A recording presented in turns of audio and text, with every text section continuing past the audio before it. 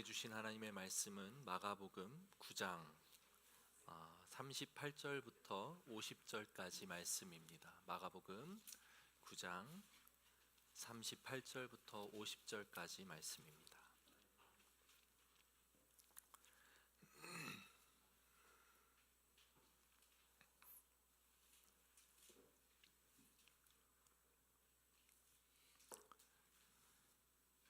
십자가를 따르는 제자의 도라고 하는 말씀으로 우리 함께 말씀 나눌 텐데, 같이 돌아가면서 성경을 교독하도록 하겠습니다. 38절입니다. 요한이 예수께 여짜오되 선생님, 우리를 따르지 않는 어떤 자가 주의 이름으로 귀신을 내쫓는 것을 우리가 보고 우리를 따르지 아니하므로 금하였나이다.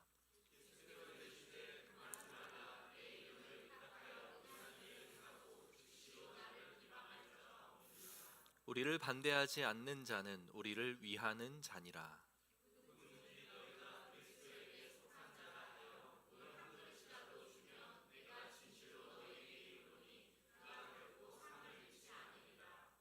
또 누구든지 나를 믿는 이 작은 자들 중 하나라도 실족하게 하면 차라리 연자맷돌이 그 목에 매어 바다에 던져지는 것이 나으리라.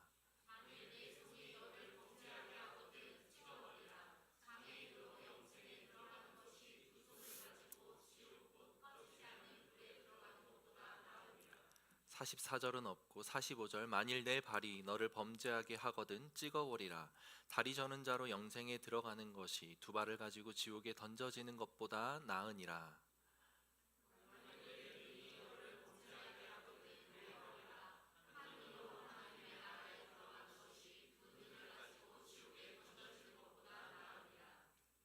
거기에는 구더기도 죽지 않고 불도 꺼지지 아니하느니라. 함께 읽습니다. 소금은 좋은 것이로되 만일 소금이 그 맛을 잃으면 무엇으로 이를 짜게 하리요. 너희 속에 소금을 두고 서로 화목하라 하시니라. 아멘. 잠깐 기도합니다. 하나님, 이제 9장의 마무리를 짓는 말씀입니다. 주님께서 변화산에 오르셔서 놀라운 변화의 면모를 보이셨고 십자가의 길에 대해서 두 차례에 걸쳐 말씀하신 그 하나님의 말씀이 오늘 9장 마무리하는 이 시점에서 어떻게 우리에게 결론 맺어지고 적용되어질지를 말씀해 주시는 시간입니다. 하나님, 이 가운데 사람의 생각과 사람의 말은 거두어 주시고 하나님의 말씀과 하나님의 뜻만 온전히 전해지고 우리 가운데 심겨지는 그런 복된 시간 되게 하여 주옵소서. 감사합니다. 주님 앞에 우리가 순결한 백성으로 서서 불려지는 그 날까지 우리에게 주어진 삶을 잘 감당할 수 있는 복된 성도들 되게 하여 주옵소서. 이 시간 말씀 가운데 아멘으로 화답하고 삶에서 실행할 수 있는 복된 성도들의 삶이 되게 하여 주옵소서. 감사드리며 살아계신 예수님의 이름으로 기도합니다. 아멘.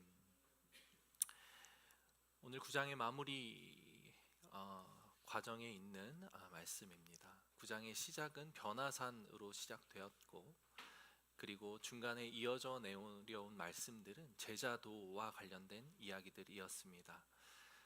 그 제자도에서 십자가는 빼놓을 수 없는 너무도 중요한 이야기였죠. 그래서 예수님께서 십자가를 지고 죽었다가 다시 살아나게 될 것이다 라고 하는 이야기를 서두에서 그리고 중간에 걸쳐서 두 번에 걸친 이야기로 제자들에게 가르치셨습니다. 그리고 그 이야기의 결론부에 이르는 말씀이 바로 오늘 우리가 함께 읽은 이 내용입니다. 9장에 있는 내용은 하나의 큰 흐름을 가지고 있고 그 흐름 안에서 이해하는 것이 매우 중요합니다. 오늘 우리가 나눌 이 말씀 가운데서도 앞에서 우리가 함께 이야기했던 부분들에 대한 중심을 잃지 않고 이 본문을 살펴보면 좋을 것 같습니다. 근데 본문으로 들어가기 전에 우리가 좀 독특한 부분을 발견했죠. 44절과 46절에 없음이라고 하는 구절이 나옵니다. 이 부분에 대해서 좀 설명을 드리기에는 사실 너무 많은 이야기들을 해야 돼서 살짝 고민을 했었는데 그래도 궁금해하실 것 같아서. 맞죠? 궁금하시죠? 잠깐만 언급하고 넘어가면 성경은 원래 장절 구분이 없는 형태로 기록되어져 왔습니다. 그런데 그것이 장절 구분이 된 상태로 기록된 것이 1500년대에 이르러서야 그것이 장절 구분이 되어 있는 상태로 성경이 정경화, 우리가 보는 이 성경의 형태로 작업이 되었죠. 성경이 작업되는 과정까지 설명하기에는 조금 무리가 있지만 쉽게 설명을 하자면 성경은 애초에 그 저자로 짐작되는 사람들은 있지만 그 저자가 직접 기록한 우리가 알고 있는 성경의 원본은 지구상에 존재하지 않습니다. 어디에도 원본은 발견된 적도 없고 아마 앞으로도 발견되지 않을 것이리라 생각됩니다. 쉽게 얘기하면 이 마가복음, 우리가 함께 나누고 있는 마가복음은 마가가 기록했다고 알려져 있는 성경이죠. 그러나 마가가 직접 손으로 쓴 그 기록물은 남아있지 않다는 이야기입니다.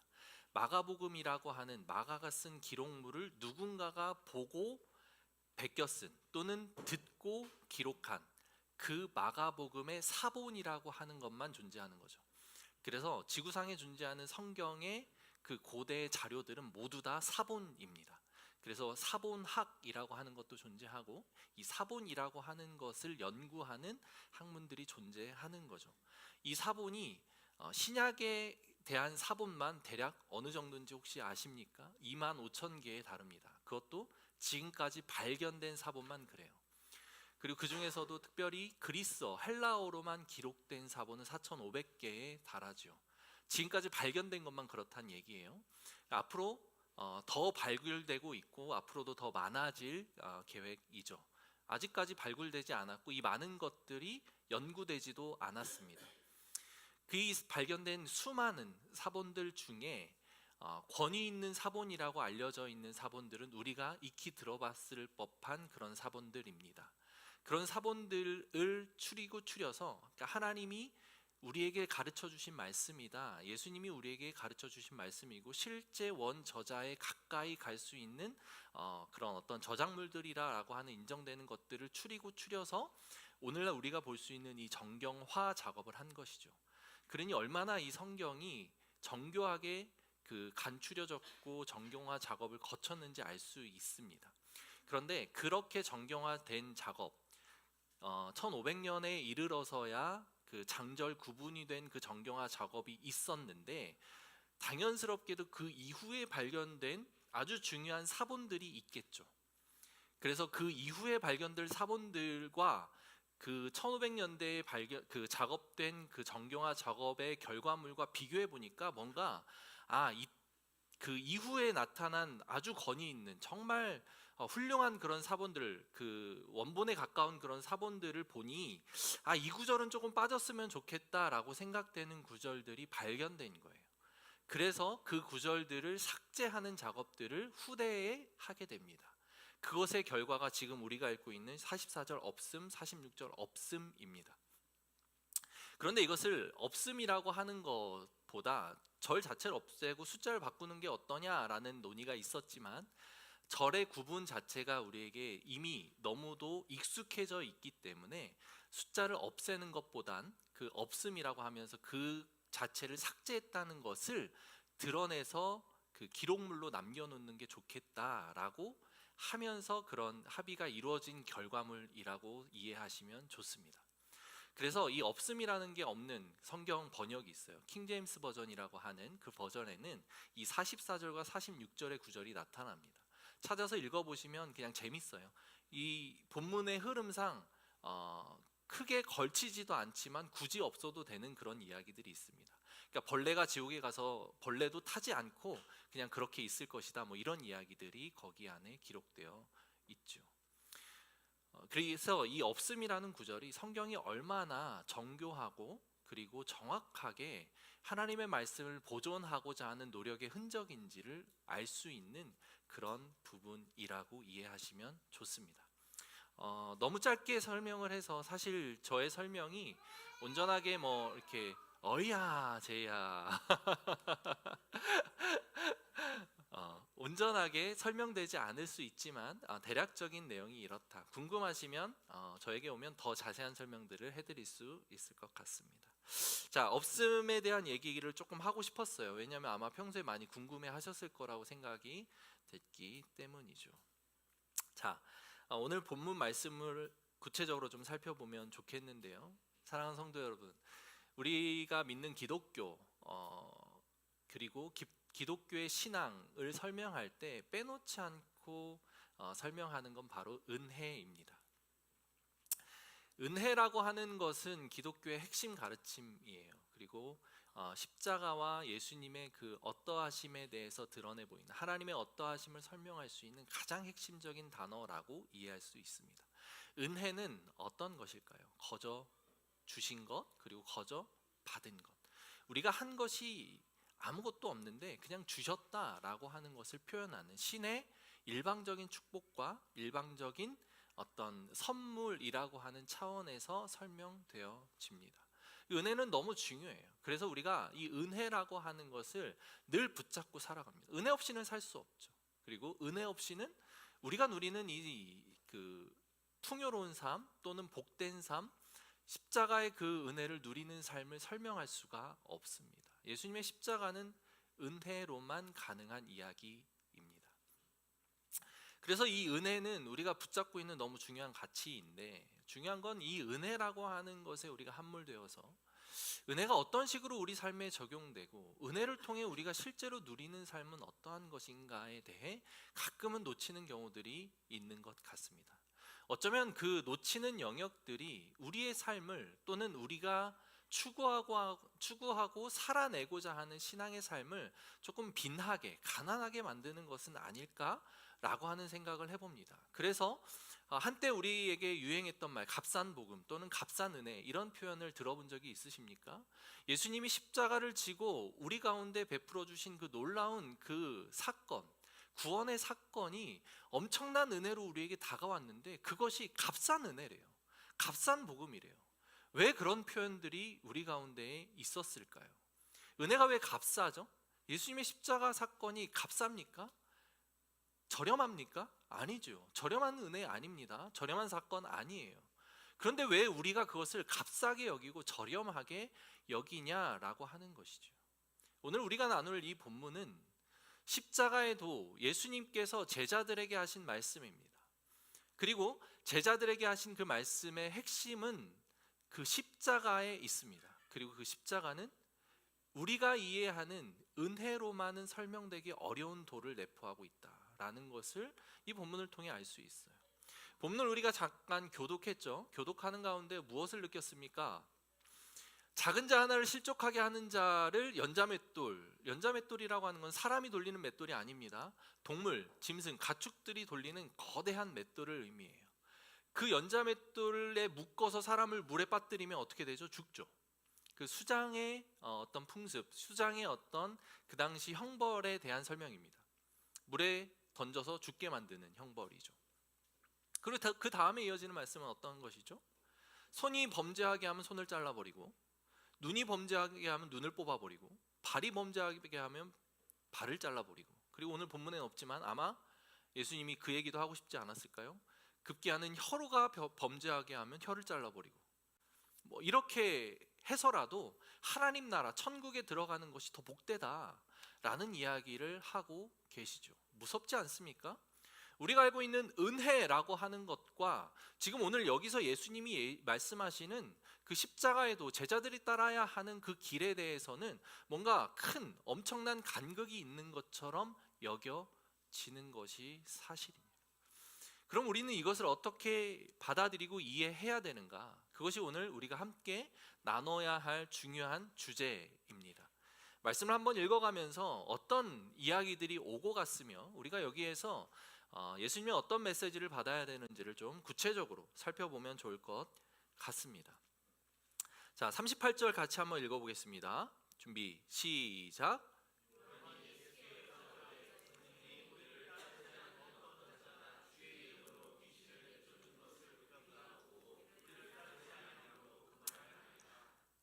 요한이라고 하는 사람이 예수님께 나섭니다. 어떤 사건이 있었던 것 같은데 이렇게 자세하게 설명을 하죠. 어떤 자가 주의 이름으로 귀신을 내쫓는 것을 우리가 봤다라는 거죠. 여기서의 어떤 자는 여기 설명에 따르면 우리를 따르지 않는 어떤 자입니다. 그리고 그가 우리를 따르지 않았기 때문에 금하였다라고 이야기를 하고 있죠. 우리를 따르지 않는 자라는 얘기는 제자의 무리에 속하지 않았다, 또는 제자 12명 제자 또는 그 이상의 제자, 한 대략 70명까지라고도 이야기를 하는, 예수님을 근거리에서 따르며 그분의 가르침을 받아 지키는 사람들의 무리에 섞여 있지 않은 어떤 자가 예수의 이름으로 귀신을 내쫓았다라는 것을 이야기합니다. 발견한 거예요. 그러자 야, 너 우리에게 속한 무리 아니니까 그런 일 하지 마 라고 금하였다라고 이야기를 하는 거죠. 요한은 어떤 자입니까? 예수님이 변화산상에 데리고 올라갔던 3명의 제자 중에 하나였죠. 베드로, 야고보, 요한이라고 불리는 3명의 수제자 중에 한 명입니다. 또한 이 사람은 예수님께서 별명을 지어주신 그런 사람이죠. 그 별명이 무엇이었죠? 보아너게라고 하는 별명입니다. 보아너게를 해석하면 우레의 아들이라는 얘기죠. 성격이 급하고 불같다라는 것을 드러내 보이는 별명이죠. 예수님이 그렇게 부를 만큼 이 사람은 다혈질이고 뭔가 안에 불이 가득 있었던 그런 사람인 것 같습니다. 그런 사람이 예수님께 나와서 이런 이야기를 한 거예요. 어떻게 느껴지십니까? 이 이야기 속에 우리가 받을 수 있는 것은 무엇이죠? 명백하게 드러나죠. 제자들은 지금 오늘 우리가 읽은 이 본문 앞서서 무슨 일을 경험했습니까? 사람들이 귀신 들린 자를 데리고 왔는데 그들이 그 귀신 들린 자를 쫓아내지 못한 사건이 벌어졌습니다.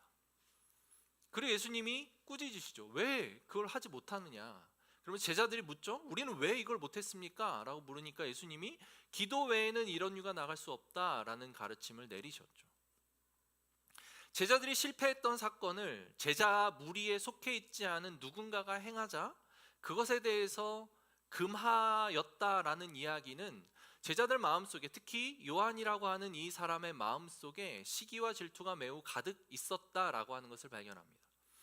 영적인 시기, 영적인 질투가 그의 마음에 있었던 거죠. 우리는 하지 못하는데 넌 한다? 그럼 하지 마. 그거 하면 안 돼. 라고 하는 이야기를 하고 있는 것이죠. 이 세상에 얼마나 이런 일들이 많이 나타나고 있는지 우리는 알 수 있습니다. 가장 대표적인 일들 것 중에 하나는 사실 이제 자세하게 이야기하기는 어렵지만 교회가 교회를 시기하고 질투하는 일들이 너무 많습니다.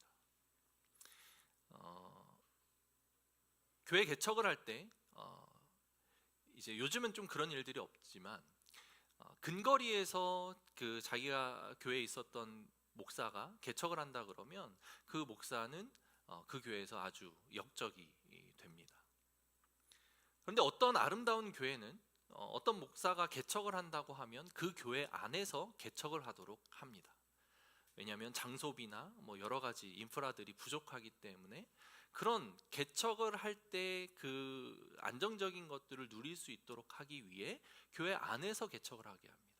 그러면서 성도들에게 그 교회에 가서 같이 교회를 세우는 일에 동참하라 라고 가르칩니다. 둘의 차이가 무엇일까요? 전자는 교회라고 하는 것을 어떤 목사의 개인 소유, 그리고 목사의 어떤 영적인 권위 안에 들어와 있어야만 하는 영적인 그 배타성을 가지고 그것을 바라보는 이기심과 자기 욕심에 따른 결과물이죠. 후자는 어떻습니까? 교회라고 하는 것을 목사 개인에게 속한 것이 아닌 어디에 속한 것?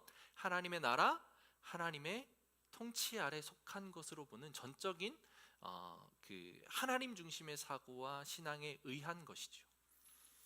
아주 정말 다르지 않습니까? 그리고 초교파적인 어떤 집회들이 오늘날 많이 행해지고 있습니다. 주중에 찬양 집회라든지 주중에 어떤 부흥회라든지 아니면 교회를 초월한 그런 은혜로운 모임들이 곳곳에서 일어나고 있죠. 그런데 그런 모임을 가도록 허락하는 교회와 그렇지 않은 교회들이 있습니다. 허락하는 교회는 상관이 없는 거죠. 우리의 양들이, 우리의 정말 성도들이 어딜 가서든 좋은 꿀을 먹고 좋은 영향을 받고 오면 좋다. 하나님의 은혜, 말씀의 도전, 삶의 변화 이런 것들이 있으면 좋은 것이다 라고 생각하며 적극적으로 보내는 이들이 있는 반면, 그렇지 않은 교회는 가지마, 거기 가서 은혜 받고 거기 좋다고 거기에 눌러 앉아 있으면 안 되니까 가지마 라고 하면서 막고 어떤 배타성을 보이는 그런 교회들이 있죠. 너무도 안타깝지만 이 시대에 있는 교회의 현실적인 모습입니다. 무엇이 더 옳아 보입니까?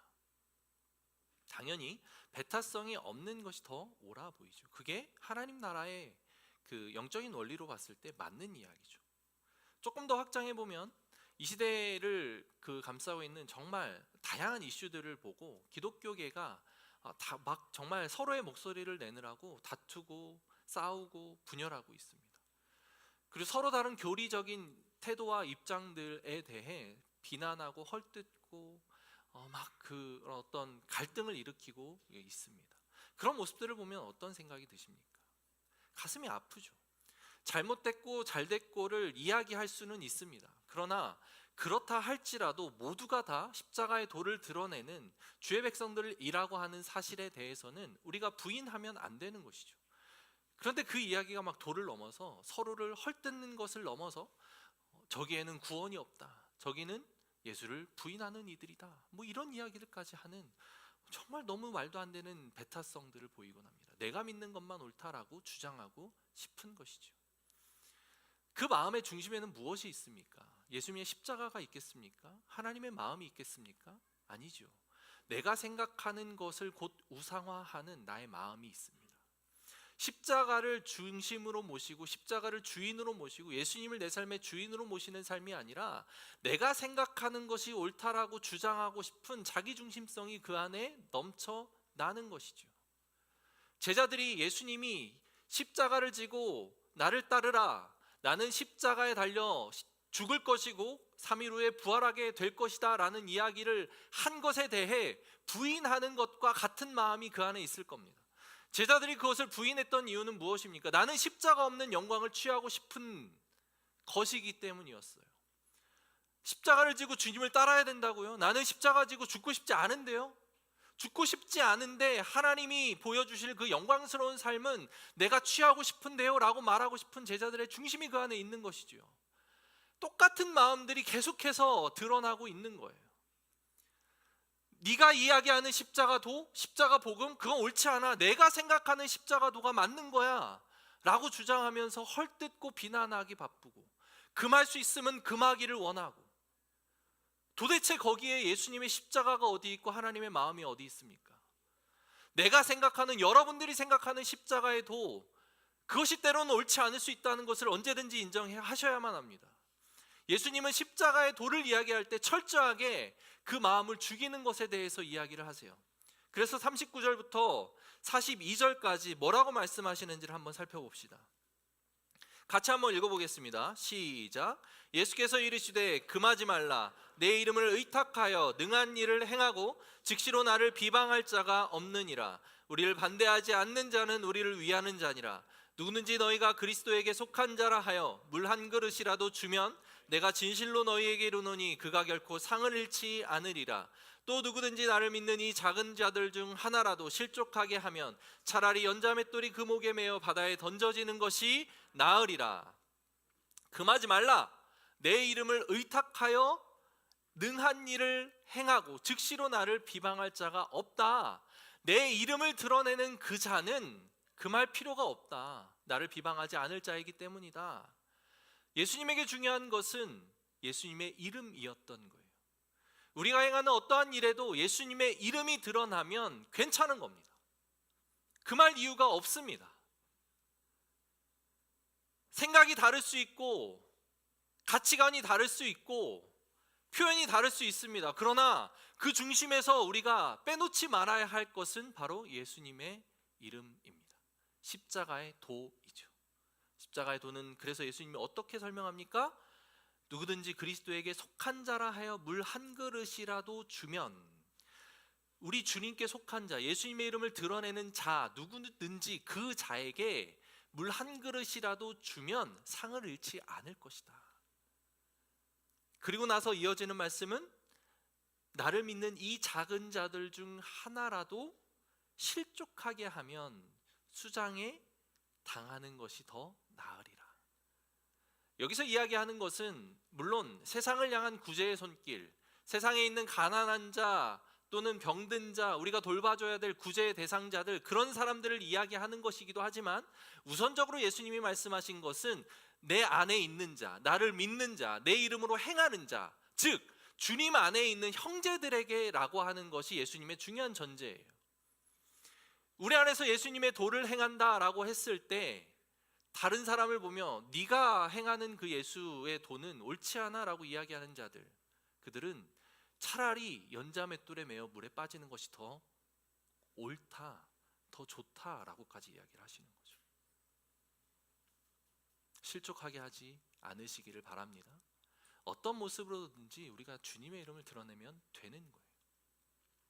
정치적인 성향 다를 수 있습니다. 그 정치적인 성향에 따른 신앙의 해석 또한 다를 수 있습니다. 그러나 중요한 건 거기에서 드러나게 되는 것이 뭐냐라는 거예요. 내 마음이 드러나고 내 생각이 드러나는 것이냐, 아니면 예수의 이름이 드러나고 있느냐. 그렇지 않다면 심각하게 돌이켜봐야 합니다. 이렇게 예수님은 우리의 마음에 대해서 이야기를 하세요. 십자가의 도를 따르는 것, 십자가 길을 가는 것, 그것은 은혜입니다. 예수님이 우리를 위해 십자가 지신 것 은혜죠. 우리가 한 것 아무것도 없습니다. 거기엔 우리의 공로가 없어요. 그러나 예수님이 여기에서 이야기를 하시죠. 너의 마음을 잘라라. 너의 마음을 통제해라. 너의 마음을 다스려라. 철저한 은혜이지만 우리 안에 마음에 대해서 훈련할 것에 대해서 지금 예수님은 언급하고 계신 거예요. 그 다음 말씀을 같이 한번 살펴봅시다. 43절부터 48절까지 같이 한번 읽어봅시다. 준비 시작. 만일 내 손이 너를 범죄하게 하거든 찍어버리라. 장애인으로 영생에 들어가는 것이 두 손을 가지고 지옥 곧 꺼지지 않는 불에 들어가는 것보다 나으니라. 만일 내 발이 너를 범죄하게 하거든 찍어버리라. 다리 저는 자로 영생에 들어가는 것이 두 발을 가지고 지옥에 던져지는 것보다 나으니라. 만일 내 눈이 너를 범죄하게 하거든 빼버리라. 한 눈으로 하나님의 나라에 들어가는 것이 두 눈을 가지고 지옥에 던져지는 것보다 나으니라. 거기에서는 구더기도 죽지 않고 불도 꺼지지 아니하느니라.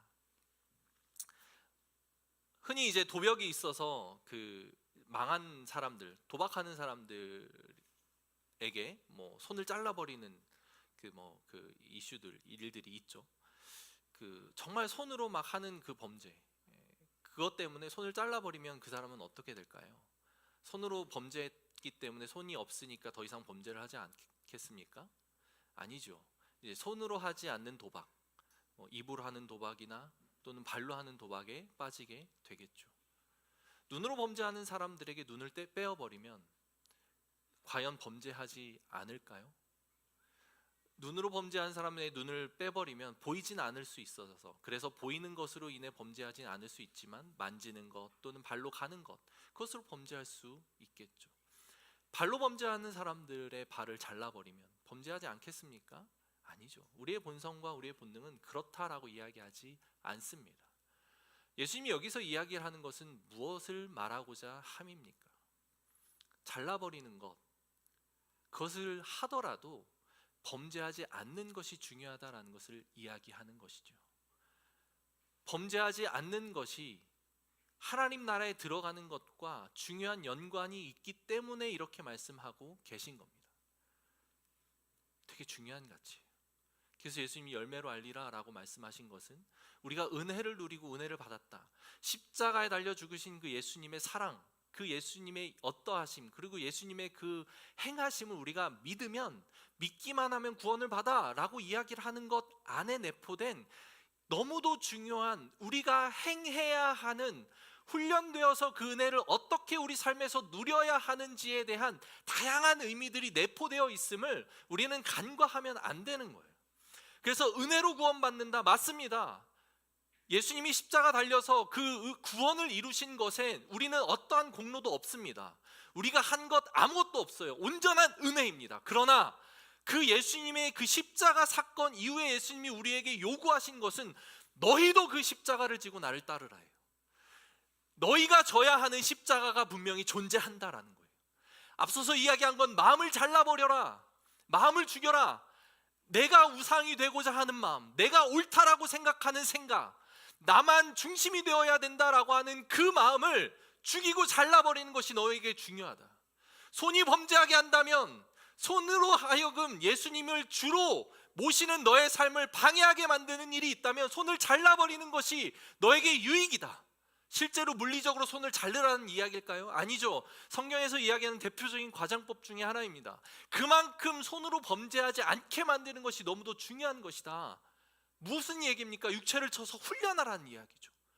죄를 짓는다면 손을 잘라버리는 그 고통을 감수하는 것처럼 훈련하고 육체를 단련하라. 하지 말라는 거예요.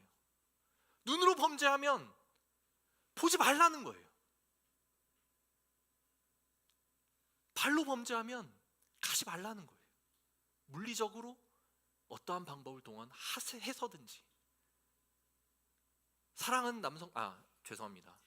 성차별적인 발언을 제가 할 뻔했는데, 사랑하는 성도 여러분, 우리가 성적인 범죄를 얼마나 많이 범하죠? 특히 이제 남성 동지들이 더 많지만, 성적인 범죄를 범하게 되는 프로세스가 어떻습니까? 먼저는 눈으로부터 시작되죠. 이 세상이 얼마나 악한지 음란한 것들 그냥 눈만 뜨면 너무도 쉬워요. 요즘 핸드폰, 그 스마트폰이 보급되어서 그게 얼마나 더 편하게 우리에게 다가왔는지 모르겠습니다. 제가 어릴 때는 그 비디오 테이프를 어렵게 구해야만 했어요. 그리고 그 비디오 테이프로 부모님과 모두가, 누나들이 같이 있는 그 집 안에서 그 비디오 플레이어가 있는 그 TV에서만 틀어야만 했습니다. 그래서 부모님이 안 계신 틈을 타는 것이 매우 중요했습니다. 그래서 부모님이 안 계신 친구의 집을 찾든지, 부모님이 안 계신 그 동네 형들의 이야기를 들어야만 했든지, 이것이 매우 중요한 프로세스였어요. 그래서 그 어려운 과정을 뚫어야만 그 음란물이 우리의 눈에 다가왔단 말이죠. 그런데 요즘은 어떻습니까? 아무도 없는 그냥 그 골방에만 있으면 돼요. 핸드폰 하나만 있으면 됩니다. 얼마나 쉽습니까? 죄짓기 더 쉬운 세대라는 거죠. 그럼 우리 어떻게 해야 됩니까? 때로는 고통스럽지만 핸드폰을 투지폰으로 바꾸는 결단을 해야 되는 거예요. 그게 오늘 이 본문에 나오는 눈을 빼어버리라고 이야기를 하는 그런 이야기입니다. 집에 PC를 없애야 됩니다. 그게 이게 범죄인지 알면서도 날마다 거기에 빠져들면 눈을 떼어버리라, 볼 수 있는 것을 없애라는 이야기죠. 훈련을 해야 된다는 얘기예요. 손을 잘라버리라. 뭐 도벽이 있는 분들이 있는지 모르겠습니다. 죄송합니다. 혹시 있다면 용서하십시오. 도벽이 있다면 쓸 수 있는 돈을 아예 내 통장 잔고에서 그냥 말려버려야 됩니다. 아예 갈 수 있는 그 여지를 없애야 돼요. 나를 신뢰하면 안 돼요. 무언가에 빠져서 늘 거기에서 헤어나오지 못하는 범죄 가운데 있다면 거기에서 헤어나오는 애씀, 좋은 말로 훈련, 나쁜 말로는 통제, 스스로 자기 절제를 할 수 있는 상황으로 몰아가야 된다는 거죠. 성경에서 이야기하고 있는 것, 은혜로 구원받기 때문에 내가 날마다 눈으로 범죄하고 손으로 범죄하고 발로 범죄해도 그 십자가의 도, 예수님이 이루신 구원을 나는 이룰 수 있을 거야 라고 생각하는 거 착각하지 마십시오. 성경에서는 어디에도 그렇게 이야기를 하지 않습니다. 그것을 찍어내 버리는 것이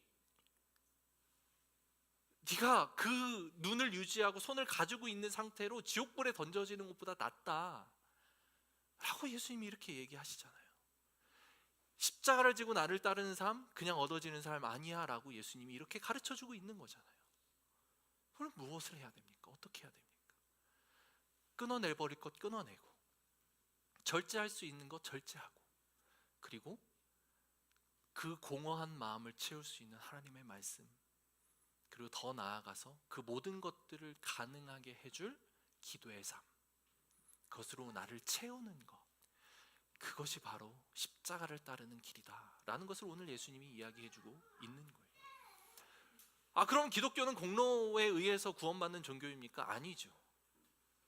그렇다 하더라도 그 모든 것들의 베이스에는 무엇이 있습니까? 바로 십자가의 은혜가 있죠. 여러분, 우리가 죄를 끊어내고 싶다고 그렇게 막 끊어낸다고 끊어내집니까? 혀로 짓는 죄 막 욕하고 분노하고 절제하지 못하고 막 그 토해내는 그런 것들 내가 노력한다고 됩니까? 안 되죠. 인간은 악하고 우리 안에 있는 죄성은 엄청난 강력함을 지니고 있기 때문에 안 돼요. 무엇을 해야만 가능합니까? 주님 의지해야죠. 기도해야 됩니다. 내 안에 내주하시는 성령님의 음성과 통제를 받아야만 그것이 가능한 거예요.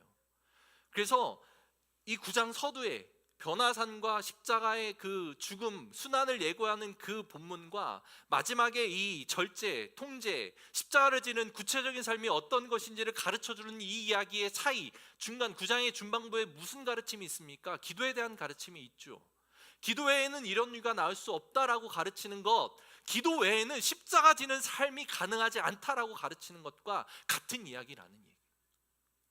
사랑하는 성도 여러분, 우리가 지는 그 십자가의 삶, 죄송합니다. 아직 그 십자가를 지고 따르는 것이 어떤지, 내가 예수님을 아직 믿지도 않는데 이런 이야기를 듣는다면 걸으셔도 괜찮습니다. 그러나 내가 예수님이 어떤 분인지를 인정하고 마음으로 받고 순종하기를 원한다라고 하는 그런 고백이 있는 분들에게는 모두가 적용되는 말씀이라는 사실을 기억하십시오. 먼저는 마음을 잘라내고 그 다음에 우리의 육체를 잘라내고, 그런 것이 우리의 삶이어야 된다는 것을 예수님이 말씀해주고 있습니다. 그리고 마지막 결론처럼 이렇게 말씀하시죠. 49, 50절입니다. 같이 한번 읽어봅시다. 시작. 사람마다 불로써 소금 치듯함을 받으리라. 소금은 좋은 것이로되 만일 소금이 그 맛을 잃으면 무엇으로 이를 짜게 하리요? 너희 속에 소금을 두고 서로 화목하라 하시니라. 소금은 좋은 것입니다. 그런데 소금이 맛을 잃으면 짜게 할 수 없죠. 그래서 너희 속에 소금을 두고 서로 화목하라. 이 소금은 예수님의 십자가를 의미하고, 이 소금은 예수님의 십자가의 가르침 그 자체를 의미합니다. 그리스도인들이 십자가의 도를 따르고 십자가의 가르침을 외면하면 맛을 잃은 소금과 같다라는 이야기를 하고 계신 거죠. 그러면서 제자들 사이에 있었던 그 앞선 이야기 기억하십니까? 제자들이 누가 더 높은 자리에 올라갈 것인가 논쟁하고 토론하고 싸웠었죠. 그들 마음 가운데 소금이 있었다면, 예수님의 가르침 십자가의 도가 있었다면 싸우지 않을 것이다. 소금을 두고 너희가 서로 화목하라 라는 가르침을 주신 것, 화목할 수 없는 것은 우리 안에 소금이 없기 때문입니다. 예수님의 가르침 십자가의 도가 없기 때문이에요. 그래서 그것 가지고 제자 공동체 안에 화목하라 라는 메시지를 예수님께서 마지막 결론처럼 주시는 겁니다. 사랑하는 성도 여러분, 우리 고백교회가 더욱 복된 공동체로 성장하고 복된 공동체로 세워지기를 소망합니다. 근데 그러기 위해서는 우리 안에 화목함이 필요한데, 그 화목함은 십자가의 도를 따르는 기준이 있어야 되는 거예요. 십자가의 도가 없이는 소금으로 우리가 서로를 짜게 할 수 없듯이 화목하지 않게 되는 그런 안타까운 현상들이 벌어질 수 있습니다. 십자가의 도, 그것은 은혜로만 주어지지 않는다는 사실을 기억하십시다. 훈련이 되어져야 합니다. 각자의 삶 속에서 어떻게 훈련해야 할지 고민하고, 그 고민한 것을 삶으로 살아보고, 도저히 안 되겠으면 공동체에 도움을 요청하고, 그게 안 되면 부모님에게도 도움을 요청해보고, 정 안 되면 앞에 있는 담임 목사에게도 요청해보고, 어떻게 하면 좋습니까? 제가 핸드폰을 뺏어 드리겠습니다. 여러분들의 집의 PC를 제가 없애드리겠습니다. 가능하다면 통장의 잔고를 제가 말려드릴 수도 있습니다. 그것이 여러분들이 천국에 갈 수 있는 더 좋은 길이라면 제가 얼마든지 해드릴 수 있는 것이죠. 이런 그 뼈를 깎는 그런 훈련과 노력들이 필요한 거예요. 그래서 우리가 미트컵을 하지 않습니까? 미트컵 이제 시즌 3번째가 시작되는데, 더 좋은 것으로 채워 넣는 일, 그것이 바로 기도하는 일이고 말씀을 보는 일이고, 그것으로 인해 내 안에 성령 충만함을 경험하고 누리는 것입니다. 이 모든 것들은 앞서서도 말씀했지만 결국 나의 노력으로 되는 것 아니에요. 기도해야 되고 내 안에 내주하시는 성령님의 도움을 받아야 됩니다. 그래서 결국에는 내가 노력하지만, 내가 애쓰지만, 훈련받지만 은혜라는 거예요. 결국에는 은혜라는 겁니다. 은혜 없이는 안 돼요. 할 수 있는 것 없습니다. 우리 결국 그렇게 해서 은혜로 돌아가는 겁니다. 이 선순환들이 여러분들 안에 나타나기를 소망합니다. 같이 기도합시다.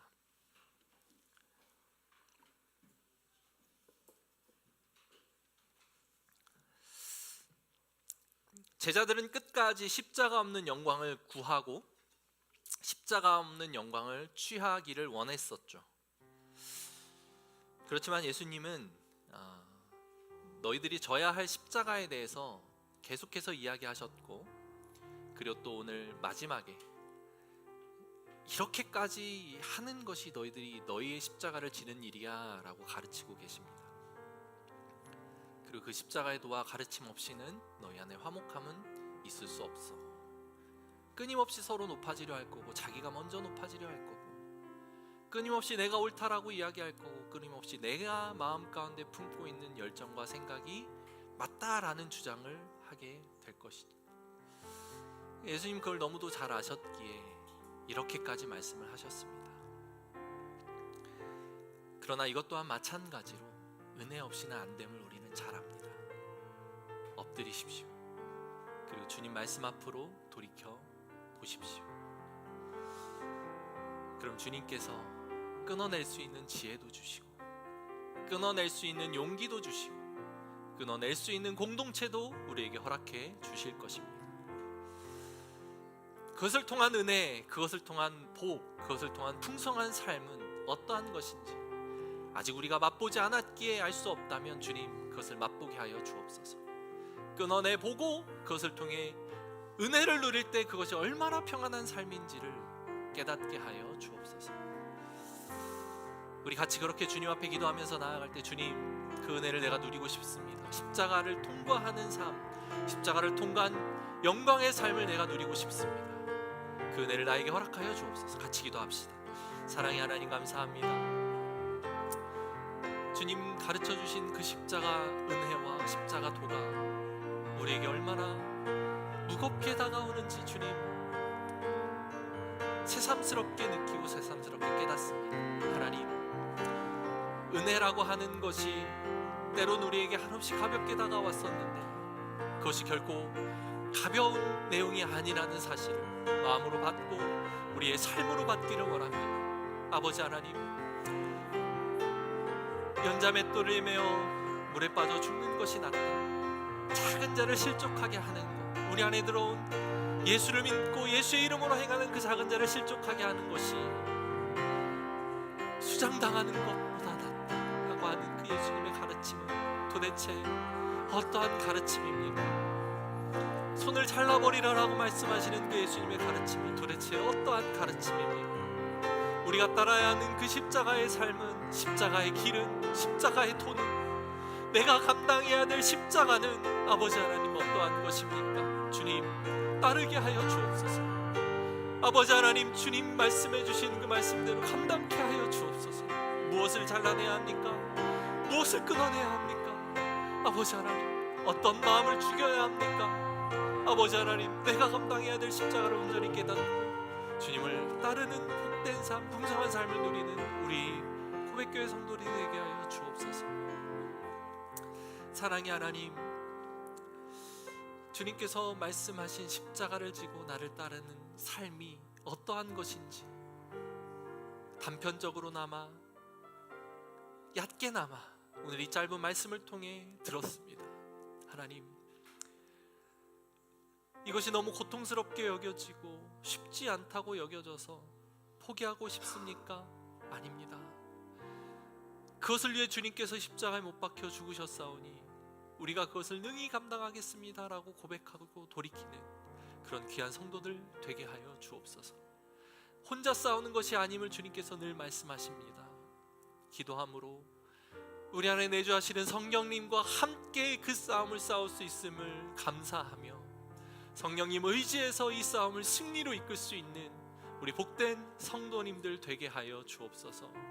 아버지, 우리가 그런 삶을 살 때에 우리 안에 얼마나 풍성하고 풍요로운 삶, 주님의 그 십자가를 따르는 길이 언뜻 봤을 땐 고통스럽지만 결국에는 가장 평안하고 행복한 삶임을 우리의 입술로 고백하는 그런 복을 누리는 우리 모두가 되게 하여 주옵소서. 그 천국을 누리고 살아가는 우리가 되게 하여 주옵소서. 꿈꾸게 하여 주옵소서. 주님, 십자가 없는 영광을 꿈꾸지 않게 하시고 십자가를 통과하고 십자가를 지며 주님께서 우리에게 허락하신 아름다운 그 영광을 취하는 복된 성도님들 되게 하여 주옵소서. 감사드립니다. 그 삶을 꿈꾸고 누리는 우리 모두가 되게 하여 주옵소서. 예수 그리스도의 이름으로 기도합니다. 아멘. 이제는 우리를 구원하신 예수 그리스도의 은혜와 하나님의 사랑과 성령님의 교통하심이 이 말씀 앞에 바르게 반응하고 깨닫고 돌이키기를 원하는 사랑하는 주의 백성들 머리 위에 이제로부터 영원토록 함께 있을지어다. 아멘.